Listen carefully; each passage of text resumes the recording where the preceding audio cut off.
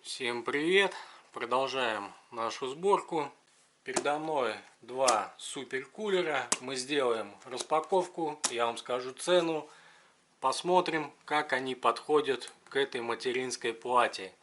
Итак, давайте посмотрим на них. Два суперкулера от такой вот фирмы. Модель их написано. Это оригинальная заводская упаковка. Вскроем.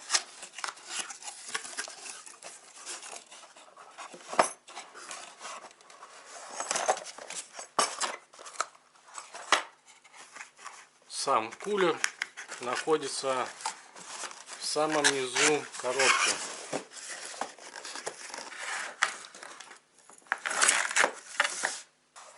В коробке у нас находится крепление под процессоры, точнее под один вариант процессора, квадратный или прямоугольный. Разъем такой вот,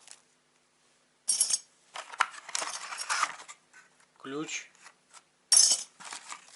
болты, крепление, документация, рамки крепления под один из вариантов процессора. Не процессоров, здесь для одного процессора.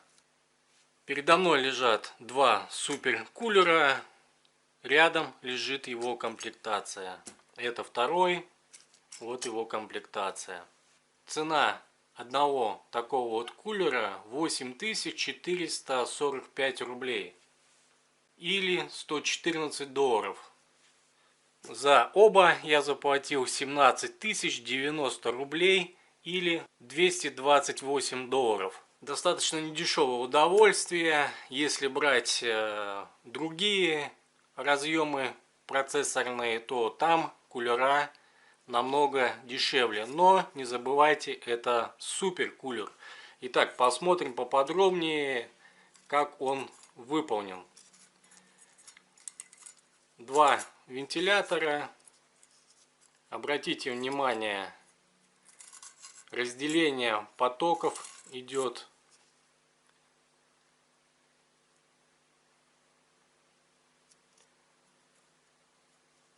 Посмотрите вот в эти вот прорези между ребрами вентиляции. Качество исполнения вот этих вот ребер очень высокое. То есть я провожу ХБшными перчатками, видите, не цепляет. То есть не цепляется перчатка к этим ребрам. То есть данные суперкулера произведены на очень качественных станках, вследствие чего пыль в этих отверстиях задерживаться не будет. То есть если бы были дефекты производства и станки при изготовлении вот этих вот башен были плохие, здесь были бы, так сказать, острые грани. И пыль бы цеплялась на эти острые грани. Здесь такого нету. То есть суперкулер вот этого вот башенного типа, он выполнен достаточно качественно. По факту денег он своих стоит. И целесообразно платить за качество такие деньги. Но, я повторяюсь, отдавать за кулер, в моем случае это два суперкулера, такие деньги, целесообразно. Других аналогов на данный разъем вы не найдете.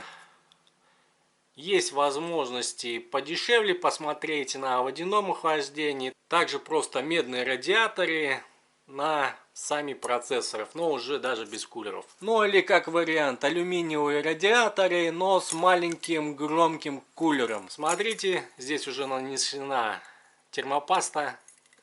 Достаточно интересно. Вот так вот. Мозаикой выполнена. И находится под защитной крышкой. Два кулера здесь висят, закреплены. Два кабеля питания на каждый кулер. Разъемы по 4 пин. Итак, сейчас мы посмотрим, как они станут на материнскую плату. Ставим суперкулер на второй процессор в качестве примерки. И ставим суперкулер на первый процессор в качестве примерки.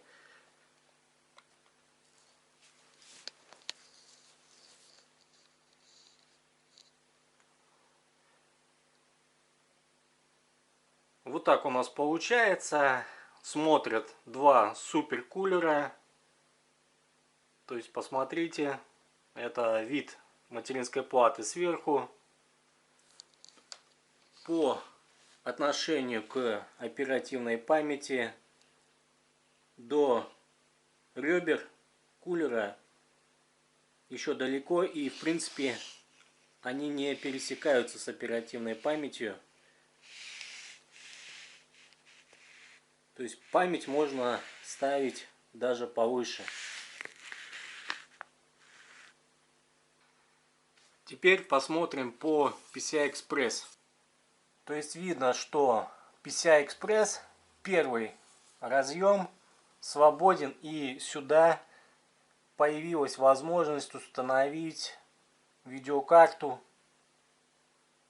в этот разъем. Так как ранее при выборе мною таких вот суперкулеров было замечено в некоторых сборках, вот этот вот разъем первый закрывался. Расположение суперкулеров такого башенного типа и вентиляторов было больше, и располагался он вот так вот, я вам показываю. То есть он закрывал вот этот вот первый разъем. Если вам это видео было полезно, ставьте палец вверх, подписывайтесь на канал, смотрите продолжение сборки. Всем пока!